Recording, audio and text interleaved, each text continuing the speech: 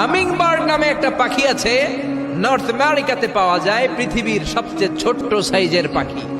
এটা যখন প্রাপ্ত বয়সে পৌঁছে এই পাখিটার সাইজ হয় মাত্র 3 ইঞ্চি। কয় ইঞ্চি? পৃথিবীর সব পাখি সামনের দিকে উড়ে, আর এই হামিংবার্ড সামনেও যেমনি উড়ে পিছনের দিকে উঠতে পারে। সুবহানাল্লাহ কইলেন না?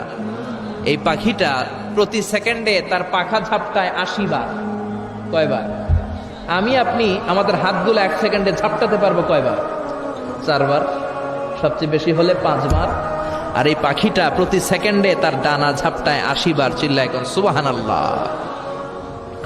আলপিন সুইফট নামে একটা পাখি আছে, সাউথ ইউরোপের আল্পস পর্বতমালার পাশে এই পাখিগুলো পাওয়া যায়। গোটা বিশ্বে এটাকে সুইফট বার্ড বলে, সুইফট বার্ড। এই সুইফট বার্ড একবার শূন্যে উড়াল দেওয়া শুরু করলে 8 মাস উড়ন্ত অবস্থায় থাকতে পারে। আবার কোনো প্রয়োজনে পৃথিবীতে নেমে আসে, আবার উড়াল দিলে আবার 8 মাস, আবার নেমে আসে, আবার উড়াল দিলে আবার 8 মাস। সুবহানাল্লাহ পড়েন।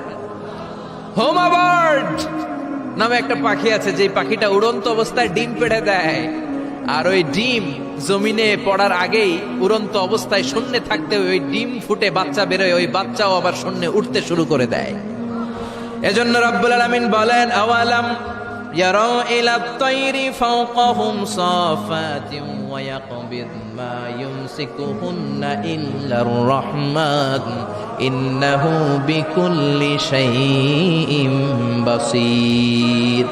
নাস্তিকগুলো কি পাখির দিকে নজর করে তাকায় না?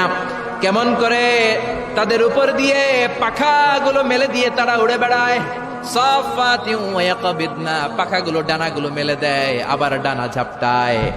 এই পাখিগুলোকে শূন্যে কেউ ধরে রাখে নাই, ধরে রেখেছে একজন, তিনি হলেন আমার আল্লাহ। তিনি কে? এই যে পাখিগুলো শূন্যে উড়ন্ত অবস্থায় থাকতে পারে, ওদেরকে শূন্যে উড়ন্ত অবস্থায় রাখলো কে? জোরে বলেন কে? ছোট্ট হাঁসের বাচ্চা পৃথিবীতে আসার সাথে সাথে কেমন করে পানিতে সাঁতার কাটে।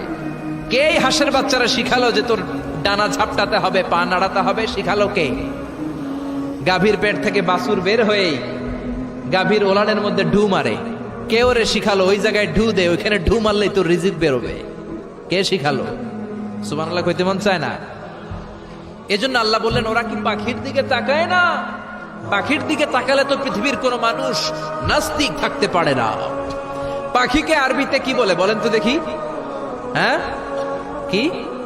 তয়ের। হ্যাঁ, তয়ের। আর বিমানকে আরবিতে কি বলে কে জানে? তয়ের, তয়রান, তয়ের, একই জিনিস।